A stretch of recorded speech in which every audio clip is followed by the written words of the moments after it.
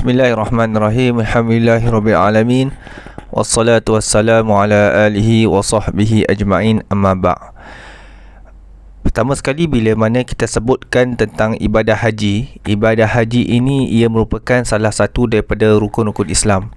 Bagi setiap umat Islam yang mampu melaksanakan ibadah haji, mampu dari segi kewangan, mampu dari segi waktu, mampu dari segi kelapangan masa, maka wajiblah bagi mereka melaksanakan ibadah haji. Dan Al-Quran juga menyebutkan wa atimul hajja wal umrata lillah, sempurnakanlah haji dan umrah kamu kerana Allah Subhanahu wa taala. Baik, bila sebut tentang haji juga terikat dengan rukun. Seperti mana solat ada rukun, haji juga dia ada rukun. Rukun haji ada 6. Pertama niat, kedua tawaf di Baitullahil Haram, ketiganya sa'i antara Bukit Safa dan juga Bukit Marwah, dan seterusnya ialah berwukuf pada hari Arafah, dan seterusnya adalah bergunting sekurang-kurangnya 3 helai rambut, dan yang terakhir adalah tertib pada kebanyakan rukun. Dan haji juga, pelaksanaan ibadah haji dia terbahagi kepada 3: haji tamattu', haji qiran dan juga haji ifrad. Bagi sesiapa yang datang ke Mekah pada waktu ataupun dalam masa yang awal, ada yang datang lebih kurang 30 hari. Ini kebanyakannya jemaah haji muassasah yang datang menggunakan pakej tabung haji muassasah. Kadang-kadang mereka datang dalam 30 hari ataupun 40 hari awal.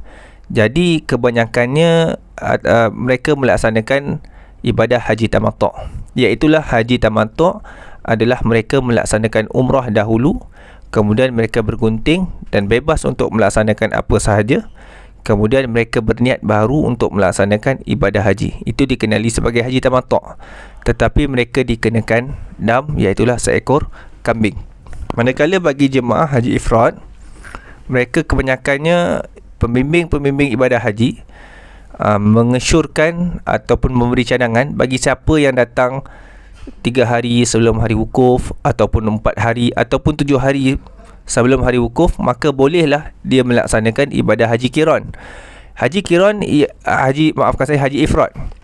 Haji ifrad bermaksud di sini ialah melaksanakan ibadah haji dahulu, kemudian barulah dia melaksanakan ibadah umrah. Itu haji ifrad.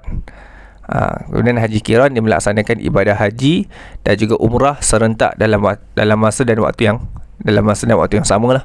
Baik, tuan-tuan dan puan, sebab itu kalau kita lihat sendiri pun, kebanyakannya jemaah haji yang mana mereka datang awal, mereka lebih mempersiapkan diri mereka untuk menghadapi hari yang paling penting bagi mereka, iaitulah hari Arafah pada tarikhnya 9 Zulhijjah.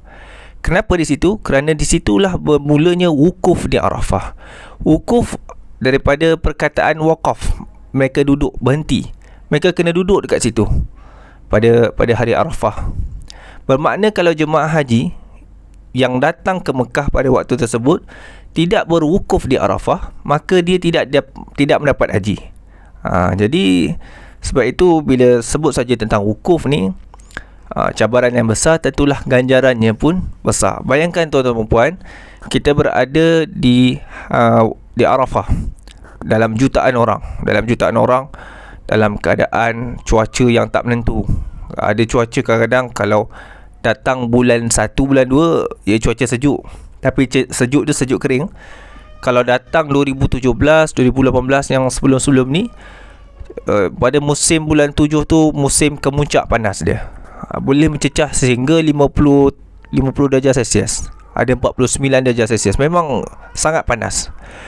Bayangkan tuan-tuan dan puan berada di situ, berada di satu kawasan yang sangat sesak.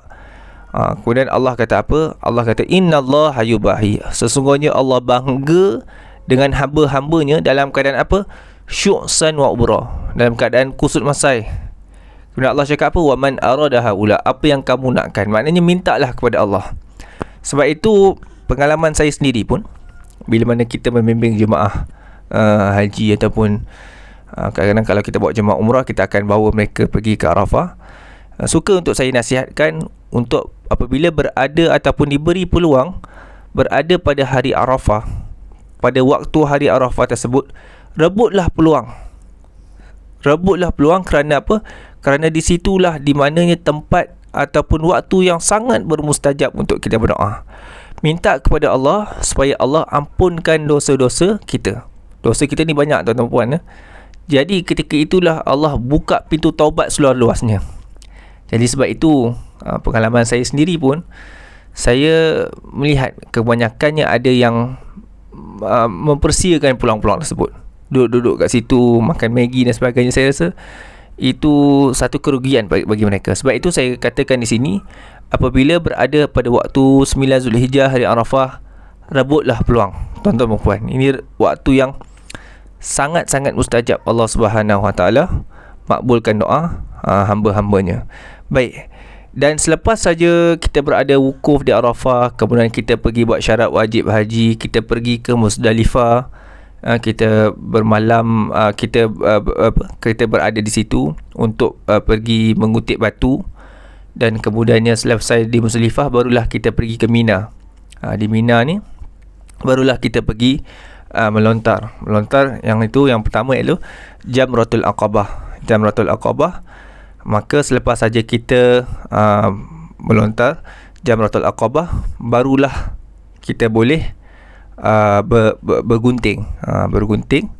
Dan di situlah bagi kita, kalau kita lihat sendiri pun, bagi jemaah-jemaah sekalian, apabila berada pada hari lontaran tersebut, pada hari lontaran tersebut, kita boleh lihat bermacam-macam ragam lah, yang mana mereka melaksanakan ibadah mengikut kata hati mereka, tanpa melalui ilmu.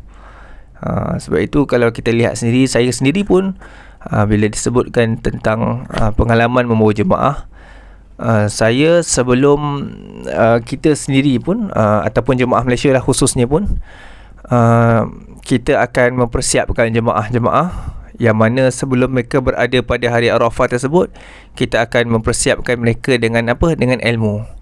Biar mereka faham dahulu, barulah mereka melaksanakan ibadah haji dengan sempurna. Sebab itu kalau kita lihat sendiri pun, lembaga tabung haji sendiri pun mengadakan kursus haji bersiri.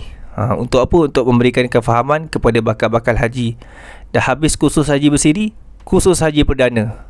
Itu untuk tambahkan lagi kefahaman, dan itu adalah lebih kepada amali lah. Maknanya kita buat tawaf macam mana, kita melontar jamarat macam mana.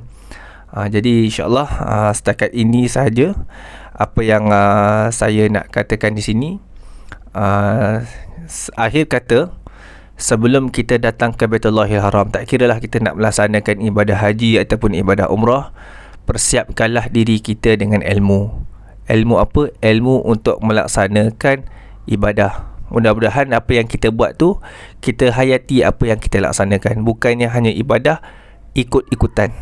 Jadi tuan-tuan dan puan, insyaAllah saya doakan kepada tuan-tuan dan puan dapat bersama lagi untuk pergi ke Mekah, menunaikan ibadah umrah dan juga melaksanakan ibadah haji, seperti mana di dalam hadis Nabi, al-umratu ila al-umrati kafaratun bainahuma, iaitu antara umrah ke umrah merupakan penghapus bagi segala dosa. InsyaAllah apa yang baik datang daripada Allah, yang lemah daripada diri saya sendiri. Assalamualaikum warahmatullahi wabarakatuh.